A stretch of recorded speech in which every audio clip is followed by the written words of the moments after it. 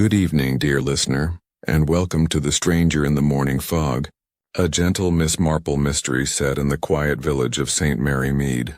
The morning was wrapped in a soft silver fog, blurring edges and hushed even the most talkative sparrows. Chimneys exhaled faint trails of smoke into the still air, and somewhere in the distance the church bell chimed 8, slow, deliberate, and comforting. Miss Marple took her usual morning walk along the lane, her scarf tucked neatly beneath her coat, her breath forming pale clouds among the roses. All was peaceful, save for the soft crunch of gravel beneath her sensible shoes and the rustle of leaves in the hedgerows. And yet on this particular morning something felt different, for by the garden gate, a figure stood quite still as if waiting, or watching.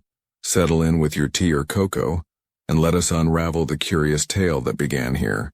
The church bells drifted faintly through the fog, their sound softened by the heavy stillness that blanketed St. Mary Mead.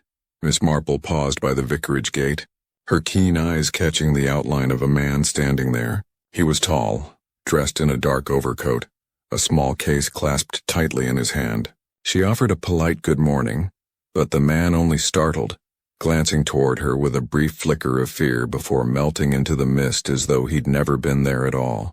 By afternoon his hat was found near the duck pond, damp, empty, and waiting. Chapter 1. The Morning That Wasn't Quite Right.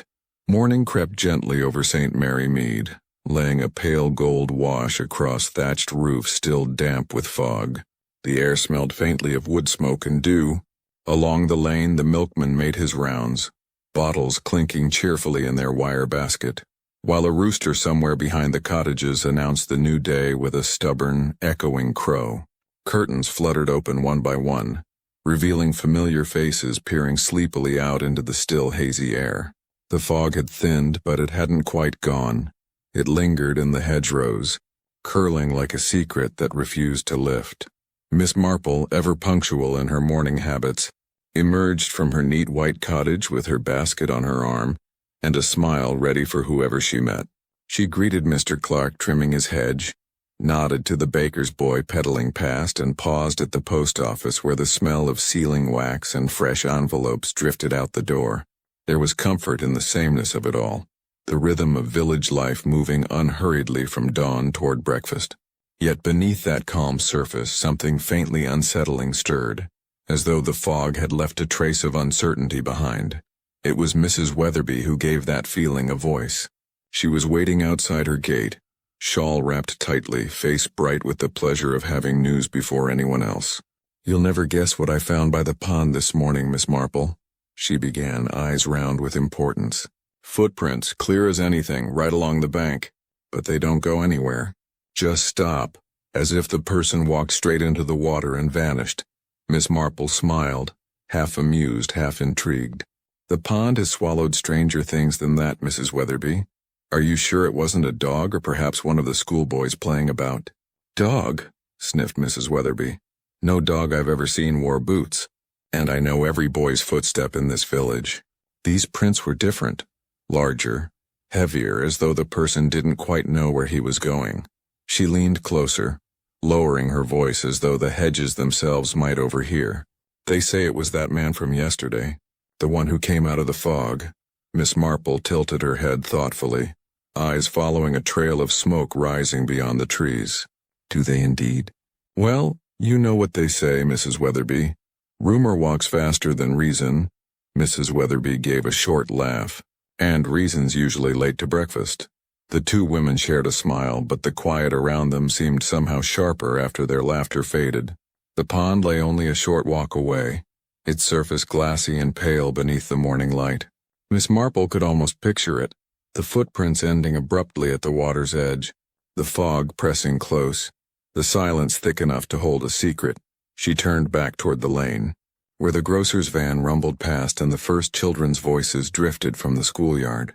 Life, it seemed, went on as it always did, yet the smallest oddities, footprints that led nowhere, a hat found with no owner, had a way of unsettling even the most peaceful corners of St. Mary Mead. As Miss Marple continued her walk, she noticed details others might overlook. The faint indentation by the church wall where someone had leaned, the way the ducks kept close to the far bank of the pond, and how Mrs. Price Ridley's curtains, usually open by now, remained tightly drawn. Little things, but in her experience it was the little things that told the story, before anyone else realized there was one to tell. By the time she reached her garden gate, the sun had broken through enough to touch the tops of the apple trees, and the village had slipped back into its easy rhythm. But for all the charm and chatter of that morning, Miss Marple couldn't shake the feeling that St. Mary Mead was holding its breath. Something or someone had unsettled its calm, and though she could not yet name it, she knew this much to be true. In St. Mary Mead, people notice everything and forget nothing. Constable Graves appeared at Miss Marple's garden gate just after 10, his bicycle leaning precariously against the fence. He carried something wrapped in his handkerchief and looked faintly uncertain about bringing it. Miss Marple, who had just finished pruning her roses, greeted him with her usual mild smile. "Good morning, Constable. You look as though you've come bearing tidings or trouble." He cleared his throat, removing his cap politely. "Morning, ma'am. Found something by the pond again. Thought you might have an idea about it. No one else seems to." He unwrapped the handkerchief to reveal a dark felt hat, slightly damp with a faint mark of water still along the brim. Miss Marple took it gently, examining the weave with practiced fingers. "Good quality," she murmured. "Not local London make, I should think. And not new. Whoever wore it was fond of it." She peered inside and smiled faintly. Initials RL. "You don't happen to know an RL, do you, Constable?" Graves shook his head. "No, ma'am. Asked round the village already. Not a soul missing. Not a visitor known to anyone. And yet here it was, right by the pond, just sitting there as if its owner had taken it off to enjoy the scenery and forgot to come back for it. Or," Miss Marple said gently, "he had reason not to return." Graves frowned. "You mean something untoward?" "Nothing certain, dear boy. But a person doesn't often walk out of the mist, drop a perfectly good hat, and vanish without anyone noticing." She turned the hat in her hands again, noting the careful stitching, the faint scent of tobacco clinging to the lining. No mud on the crown, so it wasn't thrown or trampled. Someone set it down quite carefully, I think. The constable nodded slowly. "We did find footprints by the pond. Deep ones than nothing. It's queer, Miss Marple. Like the ground swallowed him." "Yes," she replied softly. "The ground or the fog. Either way, he's gone somewhere. Tell me, did anyone see a car along the main road?" "No, ma'am. Just the baker's van and the milk cart, same as always. No stranger, not even a cyclist." Miss Marple looked up toward the lane where the mist had now thinned into bright, trembling air. "Then he must have come early, before dawn, perhaps. Londoners have a habit of hurrying even when they don't need to. But what brings one here, of all places, on a morning thick enough to lose yourself in?" Graves shrugged helplessly. "That's the bit that bothers me. No luggage, no message, only this hat." Miss Marple smiled kindly. "Some mysteries begin with a scream, Constable. Others, I've found, begin with something as quiet as a hat left behind." He looked puzzled, though respectful. "You really think there's more to it?" "I think," she said, setting the hat carefully on her garden table, "that nothing happens in St. Mary Mead without leaving a trail. The trick is knowing where to look. Tell the inspector not to trouble himself yet. It's likely nothing at all, but just in case, you might see if the 10:15 train from Paddington had any passengers alighting yesterday. Someone must have come from somewhere." Graves nodded, reassured by her calm tone. "Right you are, ma'am. I'll ask about." He replaced his cap and wheeled his bicycle away, the gravel crunching softly beneath his tires. Miss Marple remained where she was, the hat before her in the sunlight. She ran one gloved fingertip along its brim, thoughtful. Somewhere in the faint scent of London rain and tobacco was a story waiting to be told, and she intended to find it. Chapter 2. The Visitor No One Met. By the next morning, the whole of St. Mary Mead had heard about the hat by the pond. As Miss Marple made her way to the post office, she could feel curiosity rippling through the village like wind stirring lace curtains. Every passerby had something to add, a theory to test, a recollection suddenly sharpened by hindsight. There was talk at the bakery, murmurs at the butcher's, and by the time she reached the post office door, she could hear Miss Hartnell's voice already in full swing. "Mark my words," Miss Hartnell declared. leaning across the counter. He was a traveling salesman or worse. Nobody honest comes wandering through the village before breakfast unless they're up to no good. And a London hat no less. That tells you everything.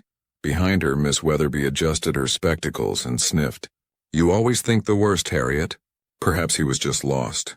The fog was dreadful yesterday morning. Could have missed his turning, poor soul. Lost? Miss Hartnell scoffed. There's only one road through St. Mary Mead. Anyone who can get lost here ought not to be let out alone. Miss Marple entered just then, her presence soft but commanding enough to draw both women's attention. Good morning, she said pleasantly. I see I've come at a lively moment. Morning, Miss Marple. Miss Weatherby beamed. We were just saying you must have heard something. You walk earlier than anyone. Did you see this mysterious stranger? Miss Marple smiled faintly. I did see a gentleman by the vicarage gate. Tall, well-dressed, a case in his hand. But I fear he vanished before we could exchange more than a word. Oh, gasped Miss Hartnell. So it's true then. You saw him yourself. Did he look dangerous? I wouldn't say dangerous, Miss Marple mused. Perhaps merely worried.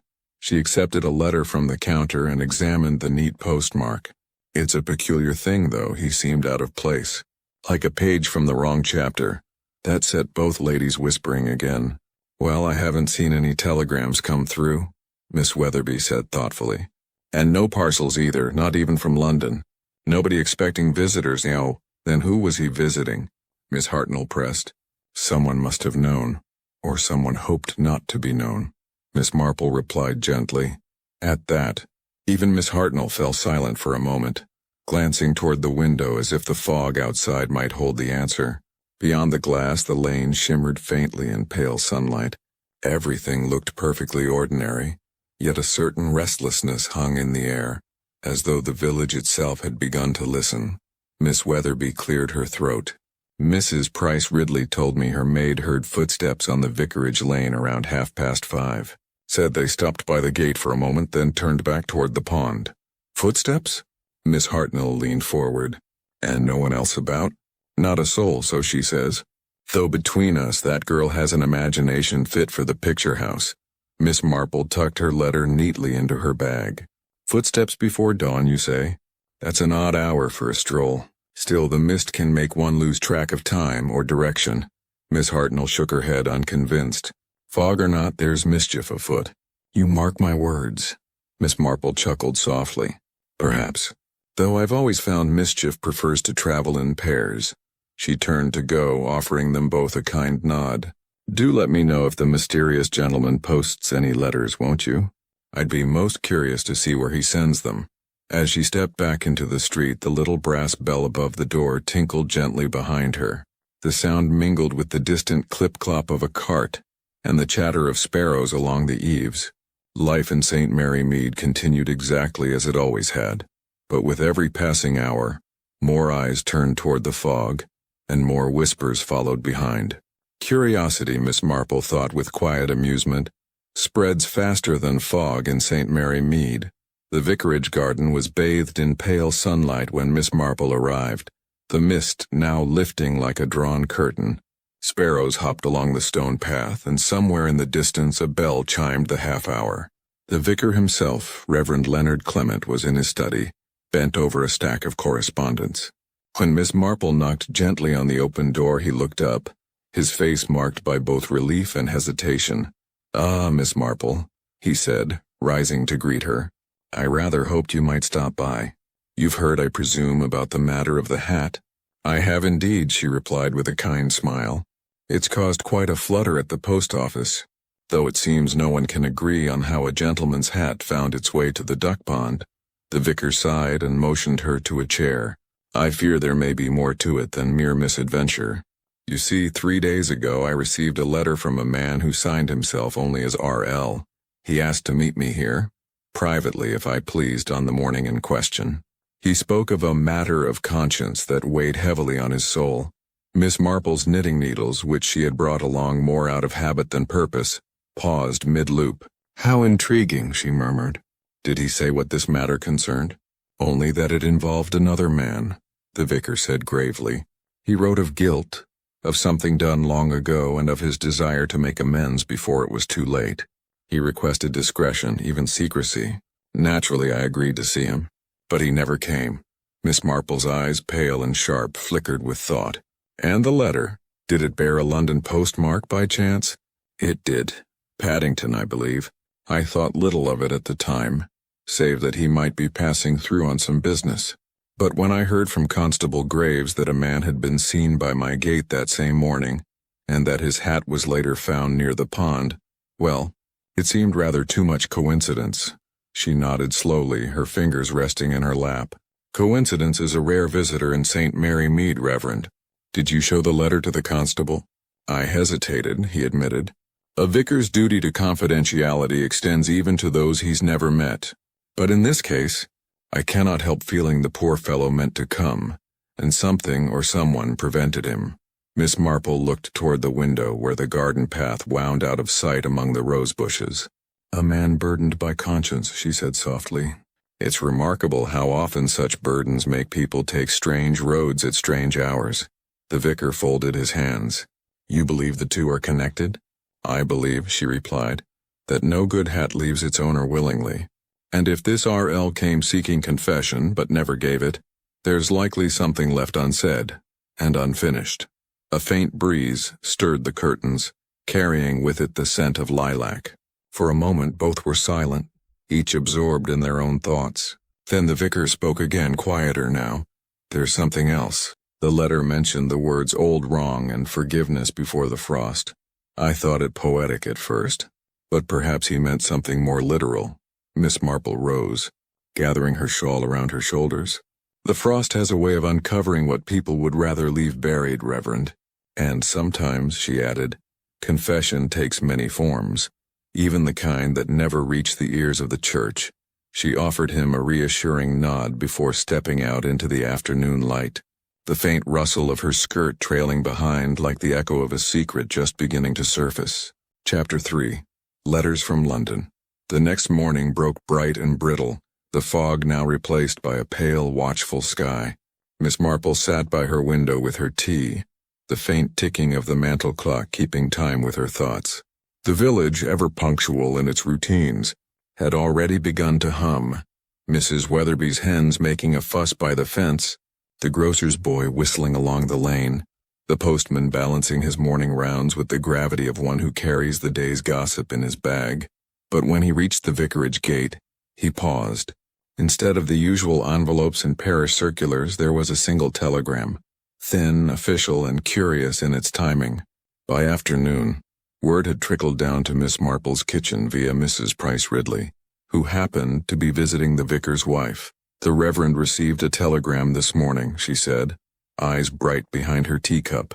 Strangest thing, no signature, only the words, forgive and keep silent.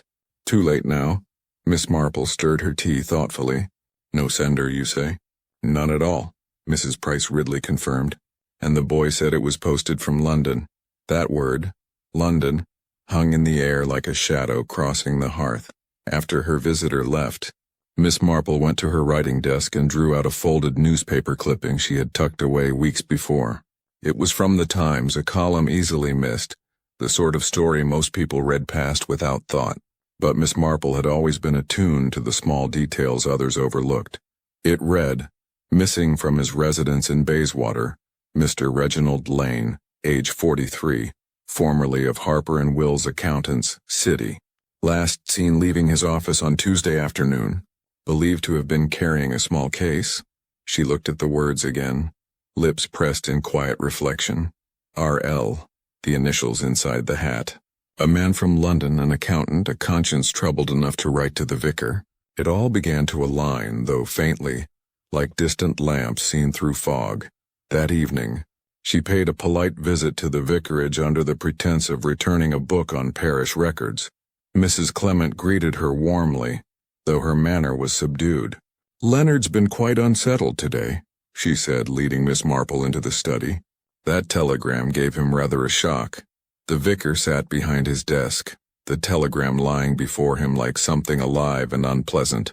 I've locked it away, he confessed. It felt indecent to leave it out. Miss Marple's gaze drifted to the small drawer of his desk, the kind of drawer that holds more questions than it should. "And you've no idea who might have sent it?" "None," he said. "I've asked at the post office, but they can only tell me it came from London. It arrived not an hour after morning prayers." She nodded, the faintest spark of thought glinting behind her eyes. "Sometimes when something is too late, it means someone tried very hard to make it in time." The vicar looked troubled. "Do you truly think this has anything to do with the man by the gate?" "I think," Miss Marple said gently, "that in a village like ours, London has a way of finding you, especially when one of its stories has gone unfinished." She leaned forward slightly, voice lowering. "You said the man's letter spoke of conscience. The telegram speaks of forgiveness. It's possible," she paused, "that someone wished to prevent that forgiveness from being spoken aloud." For a moment neither spoke. The air between them seemed to thicken with quiet understanding. Finally the vicar asked, "What would you have me do?" Miss Marple smiled faintly. "For now, nothing at all. Let the telegram rest in its drawer. Truth, like yeast, rises best when left in the dark for a time." Outside, twilight settled over St. Mary Mead. The fog did not return, but somehow, it felt as though it had never really left. The following afternoon brought a brief spell of sunshine, and with it Mrs. Price Ridley in her most talkative mood. She arrived at Miss Marple's cottage quite out of breath, cheeks flushed with self-importance, and a certain air that always meant she had something useful to contribute, though whether it truly was or not remained to be seen. "My dear Miss Marple," she began, lowering herself primly into the chair opposite, "I've been thinking about that poor man. What did you say his initials were? R.L.? Well, I am nearly certain I saw him not long before all this nonsense began." Miss Marple poured the tea with her usual quiet composure. "Indeed, Mrs. Price Ridley? Where was that?" "At the station," she declared triumphantly. "2 mornings before that dreadful fog rolled in. I was on my way to see my cousin in Brackhampton, you know, the one with the unfortunate knee, and I happened to notice a gentleman by the platform clock, quite smartly dressed, though a little flustered. He was carrying a small case and seemed to be having words with someone." Miss Marple's eyes lifted from the teapot. "Having words, you say?" "Oh, yes," Mrs. Price Ridley said, leaning forward. "I couldn't hear what was said, of course, but the tone was unmistakable. He looked upset, rather strained. The other person, well, I didn't see his face properly, but I do recall a bright blue scarf. Quite distinctive." "A blue scarf," Miss Marple repeated softly. "That's not a common sight about here." "No, indeed," her visitor agreed. "And I remember thinking it was very London-looking. Silky, you know, not the sort of thing one wears for warmth." Miss Marple smiled faintly. "And you're quite certain it was the same man whose hat was found by the pond?" "Certain as anything," Mrs. Price Ridley said firmly. "Same height, same kind of coat.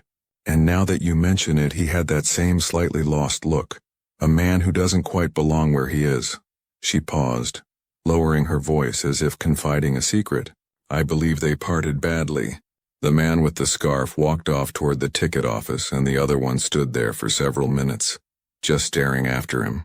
Then he disappeared down the road toward the village instead of boarding a train." Miss Marple nodded, her knitting lying forgotten in her lap. "You have an excellent memory, Mrs. Price Ridley. Sometimes it's not the grandest details that matter, but the smallest ones. They whisper truths others fail to hear." "Well," Mrs. Price Ridley said modestly, though clearly pleased, "I've always had an eye for observation. My late husband used to say I'd have made a fine policewoman if the world had been sensible enough to allow it." Miss Marple gave a soft chuckle. "I quite agree with him." After her visitor had gone, Miss Marple sat quietly by the window, the faint creak of the cottage settling around her. A blue scarf, a London man burdened by guilt, a meeting at the vicarage that never happened. She reached for the newspaper clipping once more and laid it beside the small note where she'd written, "Forgive and keep silent." The words seemed to hum together, 2 threads in the same piece of cloth. Somewhere between London and St. Mary Mead, something had gone wrong. Someone had wanted forgiveness and someone else had wanted silence. And now it seemed the latter had succeeded. Miss Marple looked out at the lane where the last traces of afternoon faded into gold. "The smallest detail," she murmured, "often whispers the loudest truth." Chapter 4. The fog returns. The fog returned as though it had merely stepped away to rest. It came rolling back over St. Mary Mead in the early hours, thick and deliberate, swallowing the neat hedgerows and soft outlines of the cottages, until even the church tower looked like a faded sketch. Miss Marple noticed it first thing as she drew her curtains, a familiar gray veil over the village, and with it, that peculiar stillness that seemed to hold its breath. She lit her small fire and set the kettle on, watching the mist creep along the garden wall. "The second morning," she murmured half to herself. "These things always come in twos." She had lived long enough to know that when unease came to St. Mary Mead, it seldom arrived alone. Outside the world was muffled. No clatter of milk bottles. No cheerful exchange between neighbors. Even the hens in Mrs. Weatherby's yard seemed subdued. The only sound was the distant toll of the church bell, softened by the air like a secret spoken under one's breath. By mid-morning, Miss Marple decided a short walk would do her good.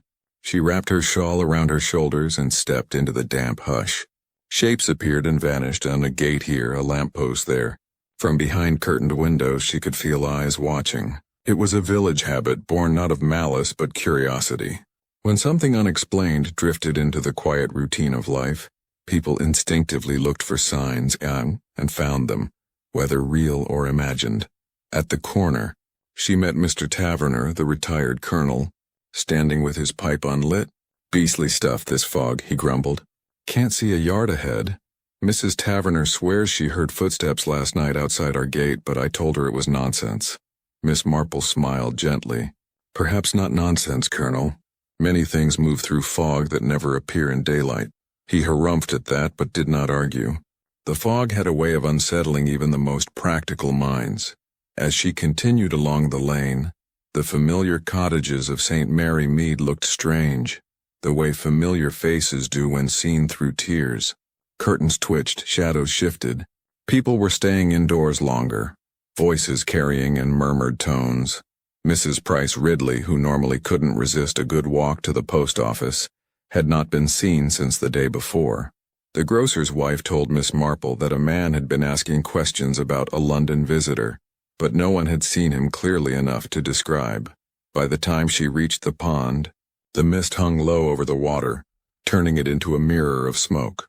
The reeds bent faintly in the wind, and there, near the same spot where the hat had been found, she noticed something else, a scuff mark in the mud, shaped almost like the heel of a man's boot. It led a few paces toward the hedge, then vanished abruptly, as though the fog had swallowed the trail whole. Miss Marple bent to examine it, her sharp eyes missing nothing. "Strange," she whispered. "People may disappear, but footprints rarely do, unless someone wishes them gone." As she straightened, the faint sound of a window opening caught her attention. Up the hill, at the vicarage, Mrs. Clement leaned out to shake a rug, then paused, glancing down toward Miss Marple as if about to call something. But after a moment she withdrew instead, and the window closed softly. Miss Marple stood for a while longer, the fog curling gently around her like a living thing. In the stillness, every sound, a dripping eave, a rustle of wings, quite seemed amplified. Something was brewing behind the lace curtains of St. Mary Mead. People who usually spoke freely now kept their words close. Secrets had taken root in the silence, and the fog, it seemed, had returned not just to hide them, but perhaps to test who would dare look through it. Fog can hide a great deal, Miss Marple thought, turning back toward her cottage, and reveal even more when it lifts. The evening drew in early, as it often did when fog lingered too long over St. Mary Mead. The lamps along the lane burned faintly behind their halos of mist, their light soft and uncertain like candles seen through gauze. Miss Marple had settled by her fire with her knitting, the click of her needles keeping company with the steady tick of the clock. Outside, the fog pressed against the windows, heavy and close, muting the familiar world beyond. It was then she heard it, the faint crunch of footsteps on the gravel path outside her cottage. Not hurried ones, nor the shuffle of a passing neighbor, but slow, deliberate steps that paused now and again, as though the walker were counting each one. Miss Marple set down her knitting, listening. The sound came closer, stopping just beyond the gate. She rose quietly, drew her shawl around her shoulders, and went to the door. When she opened it, the cold mist drifted in at once, brushing against her face. The lane was still, the air damp with that faint earthy scent fog always brings. Yet there was no one there, only the soft echo of what had been footsteps fading into the distance. Miss Marple stepped down onto the path, her slippers barely making a sound. The gate stood slightly ajar, and as she touched it, her hand brushed against something wedged beneath the post, a small folded scrap of paper, stiff from the damp. She brought it inside, laid it carefully on the table, and unfolded it. It was a torn corner of a letter, the edges jagged, the ink smudged as though by hurried fingers. Only a few words remained legible. "Forgive me. Too late now." Miss Marple stared at the paper for a long moment. The initials were unmistakable. She reached for her spectacles, studying the handwriting with care. It was neat, practiced, the sort of hand one might expect from a man who worked with figures and ledgers. Reginald Lane. Her mind worked quietly without haste, fitting the new piece into what she already knew. The letter to the vicar, the telegram from London, the sighting at the station, and now, a message that should not have been able to arrive at all. Outside, the wind stirred the fog, sending thin wisps curling past the window. Somewhere in the distance, a gate creaked, or perhaps it was only her own. Still open, Miss Marple folded the scrap neatly and placed it in the small wooden box where she kept her more curious finds, a habit she developed years ago, when seemingly trivial things had a way of proving themselves useful later on. She sat back down, her knitting forgotten. "If he is dead," she murmured softly, "then someone wished me to think otherwise. And if he is not, someone wishes to make it appear that he is." The fire flickered, its light catching the corner of the torn paper. It looked almost alive in that glow, as if carrying a message not yet fully read. Miss Marple's thoughts drifted to the gate again, the steady rhythm of those footsteps. Whoever had stood there had known precisely where to leave that note. The village was full of eyes, but not everyone was brave enough to come so close to her door. She turned down the lamp, leaving only the firelight dancing on the walls. The fog pressed harder against the window panes, and the lane outside vanished into it once more. The dead, Miss Marple reflected, her voice barely above a whisper, rarely deliver letters. Chapter 5. The Woman in the Blue Scarf. The morning train from Paddington arrived late, its whistle cutting faintly through the mist that still clung to the station roofs. Only a handful of passengers stepped down, a postman returning from town, a pair of schoolgirls with satchels, and one woman who paused for a long moment on the platform before moving. She was not young, yet not old either. Her beauty had that quiet, lived-in quality that comes from worry rather than years. Around her neck was a blue silk scarf, vivid against the pale gray morning, the kind of color that seemed to insist on being noticed. Miss Marple, who happened to be collecting a parcel of wool from the station that morning, saw the woman immediately. She noticed how her hands trembled slightly as she clutched her small leather case, how her eyes darted over the station as though expecting, or fearing, to see someone she knew. When the station master offered to fetch her a cab, she declined in a low voice. "No, thank you. I'm only going as far as the village." Then, after a pause, "St. Mary Mead." Miss Marple's attention sharpened. Few strangers arrived in St. Mary Mead unannounced, and fewer still who wore city shoes unsuited to country lanes. She stepped forward with her usual gentle courtesy. "You'll forgive me, my dear, but I couldn't help overhearing. You're bound for St. Mary Mead?" "I live there myself." The woman turned, startled, then managed a faint smile. "How kind of you." "Yes, I was hoping to find a room for a few nights. I'm not sure where to begin." "The Bluebell Cottage sometimes takes visitors," Miss Marple said. "It's small but comfortable, and Mrs. Baring makes an excellent breakfast." She hesitated just long enough to seem casual. "May I ask, are you visiting friends?" The woman hesitated, eyes flickering away. "I suppose you could say that. I'm looking for someone. My husband, actually." Her voice lowered. "His name is Mr. Lane, Reginald Lane." For a heartbeat, the sound of the departing train seemed unnaturally loud. Miss Marple regarded her with quiet sympathy. "Then perhaps," she said gently, "you've come to the right place." They walked together down the lane toward the village, the fog curling in faint ribbons along the hedgerows. Miss Marple asked little but listened closely. The woman, grateful for the kindness of company, spoke in small, halting fragments about the loneliness of waiting, the unanswered letters, the silence that stretched too long. By the time they reached Mrs. Baring's gate, Miss Marple had gathered enough to see not just fear in the woman's eyes but determination. This was someone who had decided at last to find her truth, whatever it might cost her. As Mrs. Baring led the stranger inside, Miss Marple lingered a moment at the garden path, the blue of that silk scarf bright even through the mist. It was the same shade Mrs. Price Ridley had mentioned, the color of a quarrel on a railway platform. She looked, Miss Marple thought, turning back toward the lane, like someone running from the past or ran or toward it. The next afternoon, Miss Marple invited Mrs. Lane for tea. The cottage smelled of lavender polish and freshly baked seed cake, and the clock on the mantel chimed 4 as the woman arrived, her blue scarf tucked neatly beneath her coat. She seemed calmer now, though her eyes still carried that restless searching. "Such a peaceful village," Mrs. Lane said softly as she sat down. "It feels as though nothing bad could ever happen here." Miss Marple poured the tea with steady hands. "Ah, that's the clever thing about peaceful places," she replied. "They make one forget how much life has already happened within them." For a while they spoke of small things, the gardens, the train delays, the nuisance of fog. Then, as though some inner gate had opened, Mrs. Lane sighed. "I suppose you've guessed why I'm here?" Miss Marple smiled kindly. "A wife seeking her husband is not difficult to guess, my dear, especially when her eyes give her away." Mrs. Lane hesitated, then began quietly, almost as if to herself. "Reginald was an honest man, too honest perhaps.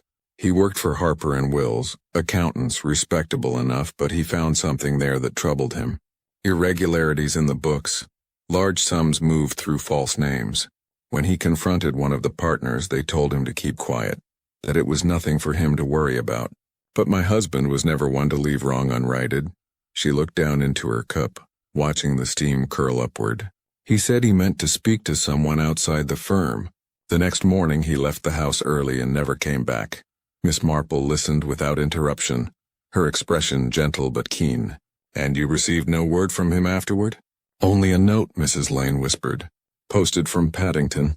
It said he was going to meet a clergyman, someone who could help him clear his conscience. I thought he meant to make things right before the police became involved. But when the papers reported him missing, She broke off, pressing a handkerchief to her eyes. Miss Marple leaned forward slightly. "You have done a brave thing coming here, Mrs. Lane. Bravery and love are rarely far apart, though they sometimes find themselves in tragic company." Mrs. Lane smiled faintly through her tears. "I only want to know what became of him. I thought perhaps the vicar here could tell me something." Miss Marple's eyes softened. "He might in time. But allow me to help as well. You see, I have a fondness for puzzles, and for setting them quietly right again." The clock chimed again, marking the end of the hour. Mrs. Lane rose, visibly lighter for having spoken. She thanked Miss Marple and reached for her scarf. "You've been so kind," she said. "I didn't think strangers could be kind anymore." Miss Marple smiled. "Strangers, my dear, are only friends we haven't yet questioned properly." When she was gone, Miss Marple sat alone for a moment, her cup cooling beside her. "Love and guilt," she murmured, "often share the same seat at the tea table." Chapter 6. What Lies Beneath the Pond. By morning the fog had thinned to a pale gauze over the village green, but the unease in St. Mary Mead had only thickened. Word had gone round that Constable Graves was to dredge the duck pond, purely as a formality, he had said, though no one truly believed it was only that. Such things once begun attract eyes and whispers alike, and by 10 o'clock, a discreet audience had gathered along the fence. Mrs. Weatherby with her shawl pulled tight, young Tommy Briggs with his bicycle, and Miss Marple standing quietly at the edge, hands folded around her umbrella like a pilgrim's staff. The pond itself was not large, a round mirror of still water fringed with reeds and yellowing rushes.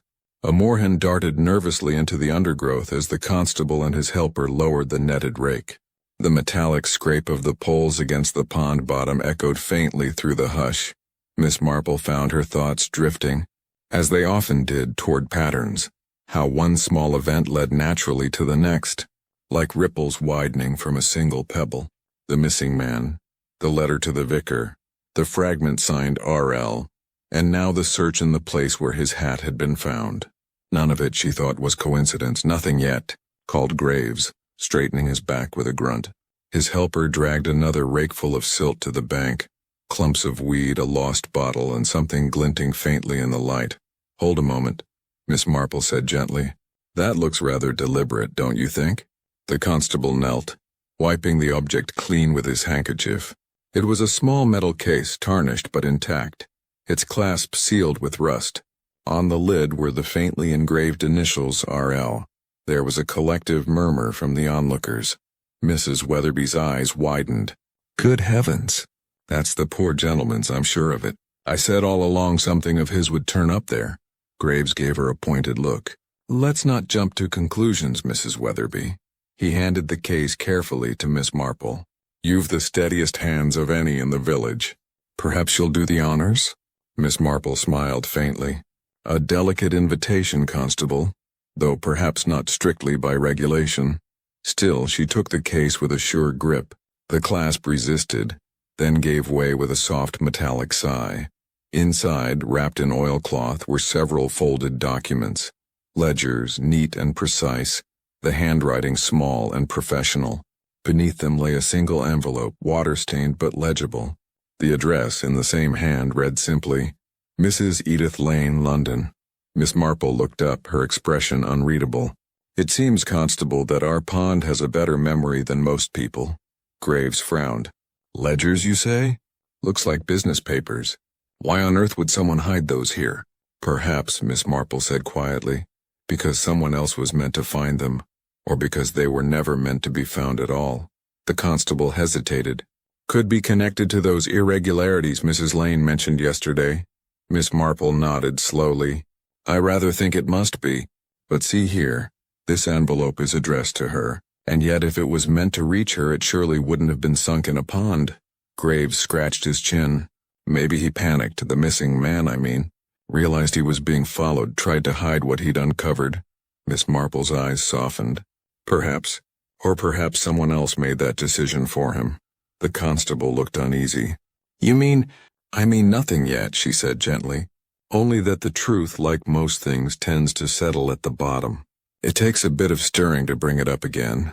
He nodded, clearly unsure whether to be comforted or disturbed.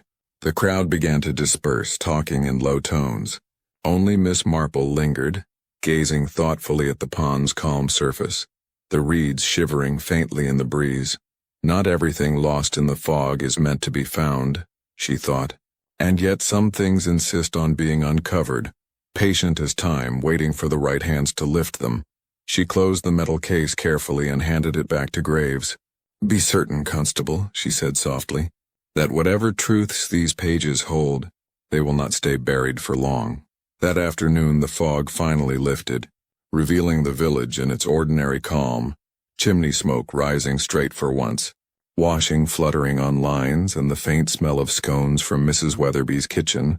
Yet in Miss Marple's sitting room a different kind of quiet reigned, the sort that comes when thought has weight.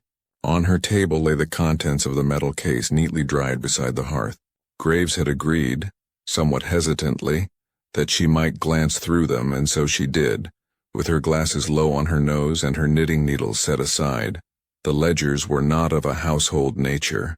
These were business records tidy to the point of obsession, payments, withdrawals, and notations in an accountant's precise hand.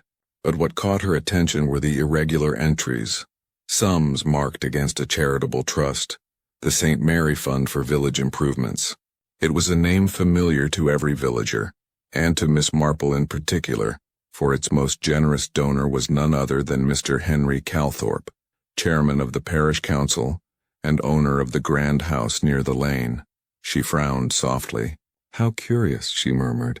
"The good are sometimes rather careless about how goodness is accounted." The letter to Mrs. Lane was short, its tone anxious but resolute. Reginald wrote of having found discrepancies he could no longer ignore, amounts diverted from the trust, accounts falsified. "I am to meet a man in the village," the letter read, "who can confirm my suspicions. If I should fail to return, you must tell the truth." Miss Marple laid the paper down, her expression unreadable. She had known Henry Calthorpe for years. Genial, broad-shouldered, fond of presiding over fetes and raffles with much good humor. But she also knew, as only long observation could teach, that kindness and vanity often kept one another company. When Constable Graves returned that evening, he found her by the window watching the dusk settle over the garden. "You've been busy, Miss Marple," he said, glancing at the open case. "Find anything that might explain why someone would hide those papers?" She gestured for him to sit. "A little, perhaps. Mr. Lane seems to have discovered that our village charity was being used for purposes less charitable. Funds meant for the poor, redirected, perhaps to private accounts. He must have written to Mr. Calthorpe before he came down, or perhaps to warn him." Graves whistled softly.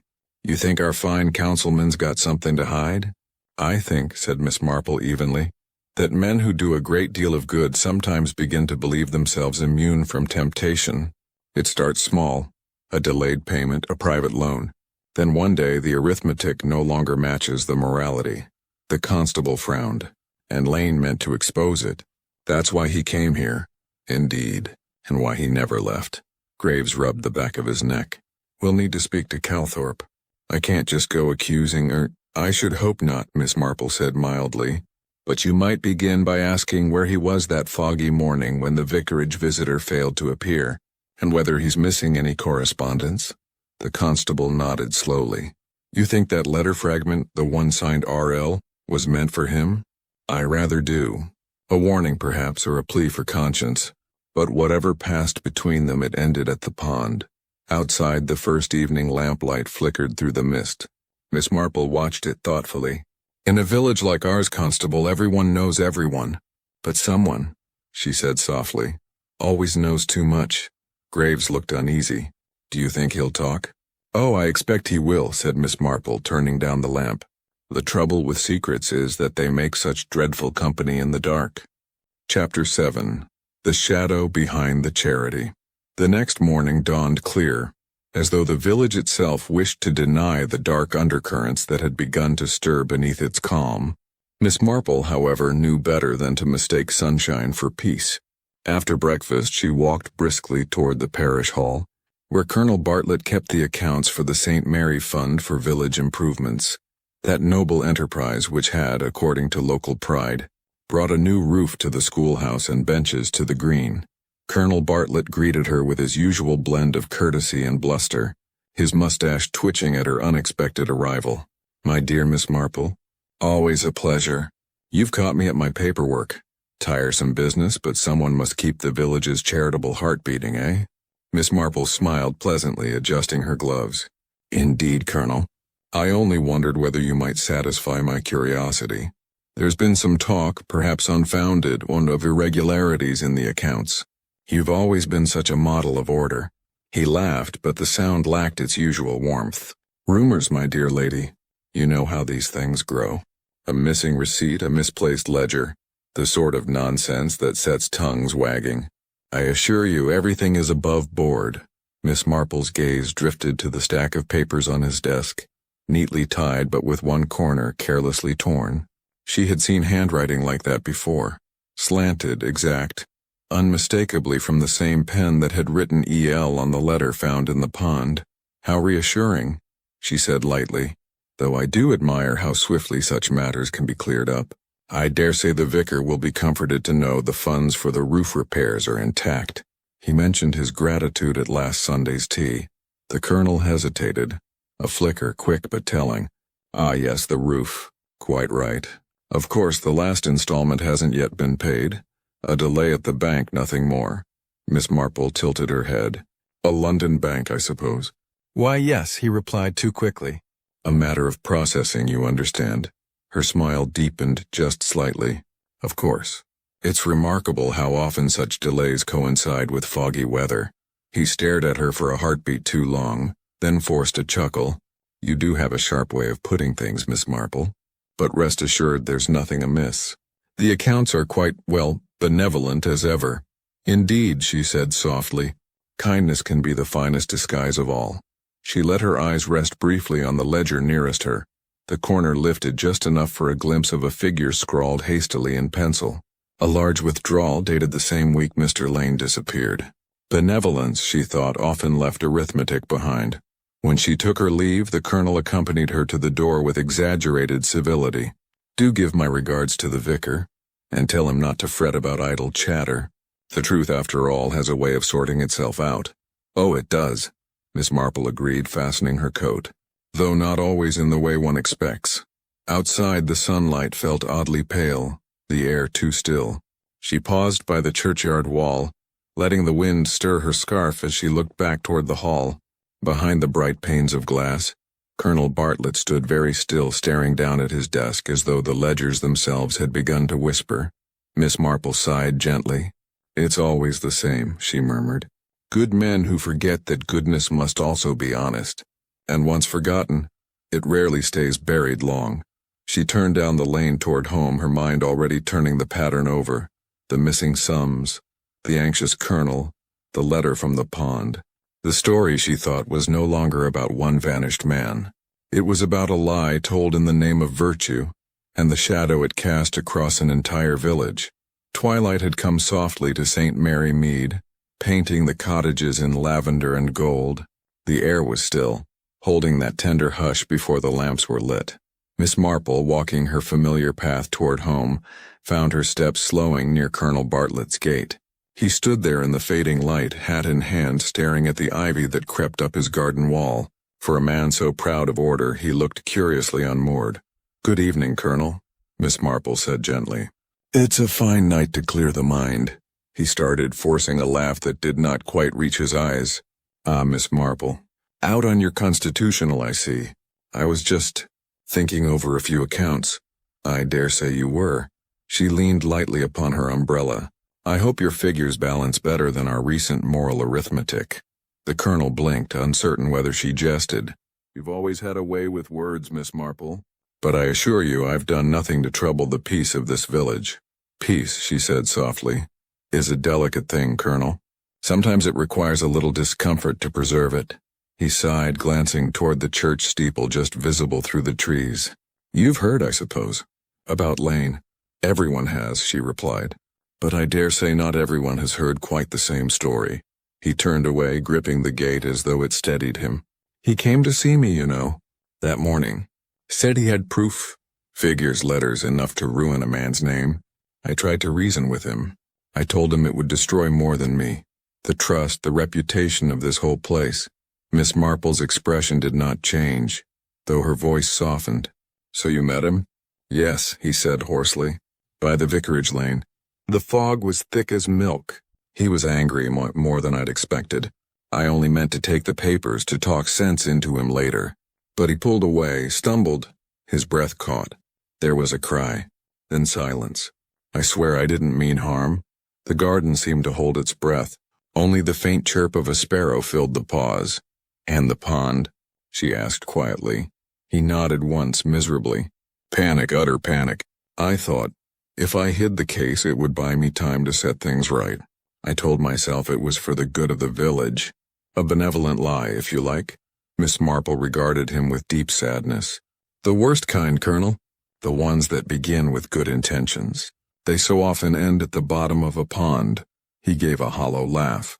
"I don't suppose you'll believe I've suffered for it." "Oh, I believe it entirely," she said. "Your conscience has been your constable for days. But it's time now to let the real one take over." He bowed his head. "Will you tell him?" "I won't need to," she replied gently. "Confession, like fog, often drifts out when you least expect it. I imagine by morning Constable Graves will find you at the station, ready to speak for yourself." The colonel looked up, tears bright in his tired eyes. "You think there's mercy for such a fool as me?" Miss Marple smiled faintly. "Mercy, Colonel, is rather like justice.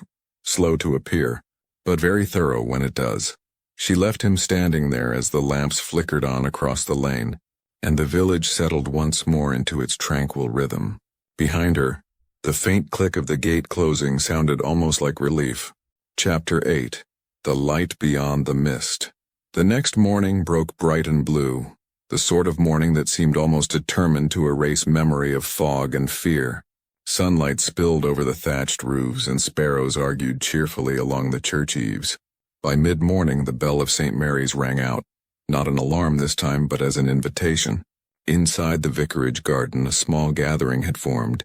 Mrs. Weatherby with her eternal shawl, Mrs. Price Ridley fanning herself despite the chill, Constable Graves looking both proud and perplexed, and Miss Marple seated with her knitting calm as ever. "I thought," she began kindly, "it might be well to speak of recent events while memories are still clear, and misunderstandings, perhaps less so." A murmur of agreement rippled through the group. Even the vicar nodded solemnly. Miss Marple set aside her knitting and folded her hands. "You see, our mystery began not with a crime, but with a conscience. Mr. Reginald Lane discovered that money from the St. Mary Fund was being misused, shifted here and there by those who fancied themselves above small sums. When he realized what it meant, he wrote 2 letters, one to his wife and one to the vicar, asking for guidance. Constable Graves leaned forward, but he never reached the vicarage that morning. The colonel admitted as much. "Quite so," Miss Marple replied. "But what none of us guessed was that Reginald never meant to keep that appointment. Not in the usual sense. He had already decided to disappear. The fog, you see, offered the perfect curtain. A man could step into it and vanish cleanly, if he had a plan." Mrs. Weatherby gasped. "You mean he's alive?"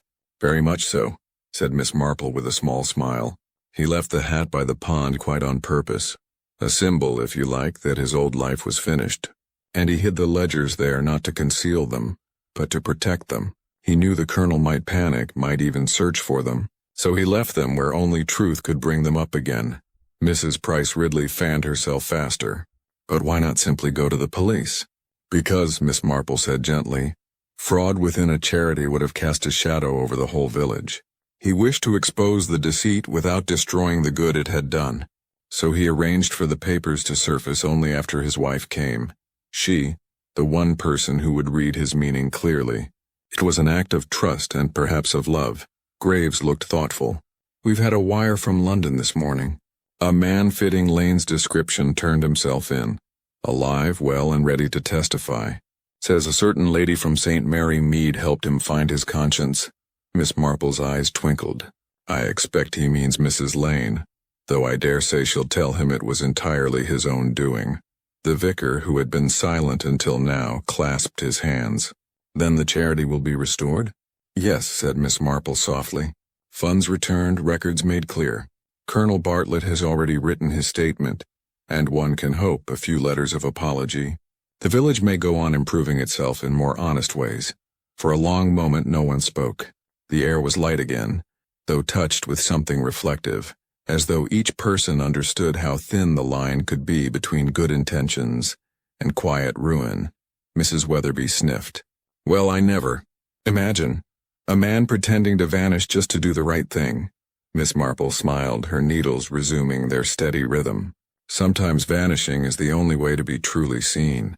The church bell tolled once more, this time cheerful and round, and the sound drifted easily over the gardens and the green, where the ducks floated lazily upon a pond that kept its secrets no longer. By the week's end, the fog had lifted entirely, as if the village itself had exhaled at last. Morning sunlight poured freely over the rooftops, turning every damp leaf and cobblestone into something quietly radiant. The church bell chimed 9, and the ordinary life of St. Mary Mead resumed its comfortable rhythm. Milk delivered, post sorted, and gossip circulating once again in its usual, harmless fashion. At the vicarage, Mrs. Lane stood by the open window, a telegram trembling in her hands.